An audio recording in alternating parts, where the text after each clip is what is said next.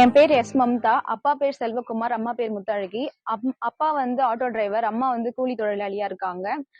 நான் 12th வந்து 579 எடுத்தேன் 600க்கு.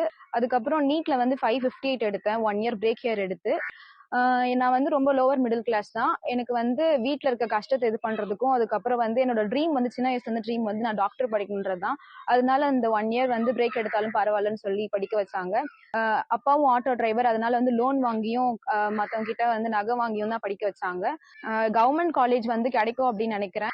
எல்லாரும் நீட் எக்ஸாம் வந்து கஷ்டமா இருக்கும்னு நினைக்கிறாங்க, பட் ஆக்சுவலி இல்ல.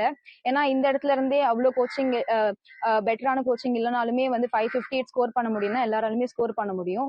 என் பேர் முத்தழகி, எங்கள் வீட்டுக்கார் பேர் செல்வகுமார். என் பெரிய பாப்பா தான் எஸ் மம்தா. அவங்க தான் இப்போ நீட்டில் 558 மார்க் எடுத்திருக்காங்க. எங்கள் ஊர் சின்ன ஒரு கிராமம் தான், நல்லா ஒரு வில்லேஜ். அதுலேருந்து திண்டிவனம் நாங்கள் ஒரு 18 கிலோமீட்டரு. அவங்கள திண்டிவனம் தனியார் ஸ்கூலில் தான் அவர் டெய்லியும் ஆட்டோ லிட்டுன்னு போயிட்டு வருவார். மீதி 3 குழந்தைங்க கவர்மெண்ட் ஸ்கூலில் படிக்க வச்சாங்க.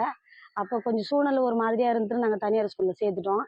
இவங்களுடைய சூழ்நிலை சரி வரல. இவங்க 3 பேருமே இருக்கிற பின்னாடி இருக்கிற குழந்தைங்கள்லாம் கவர்மெண்ட் ஸ்கூலில் தான் படிக்கிறாங்க.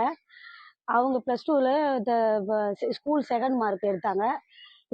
அதன் பிறகு என்னால் இந்த படிப்பு தான் படிக்க முடியும், நான் நீட்டுக்கு என்னை சேர்த்து விடுங்க, கஷ்டமாக இருந்தாலும் பரவாயில்ல, இந்த கஷ்டத்தை நான் போய்க்கிறேன், நீங்கள் திரும்ப இந்த கஷ்டத்துலேயே இருந்தீங்கன்னா வேற எந்த வழியிலையும் உங்களால் வெளியில் வர முடியாது, இதை நான் படித்தா மட்டும்தான்மா நீங்கள் வெளியில் வர முடியும், என்னை படிக்க வைங்க 1 வருஷம், நான் அதுக்கு தகுந்த மாதிரி நான் பண்ணிடுறேன் அப்படின்னு சொல்லி நான் 1 வருஷம் விழுப்புரத்தில் போய் கோச்சிங் சென்டரில் சேர்த்தேன்.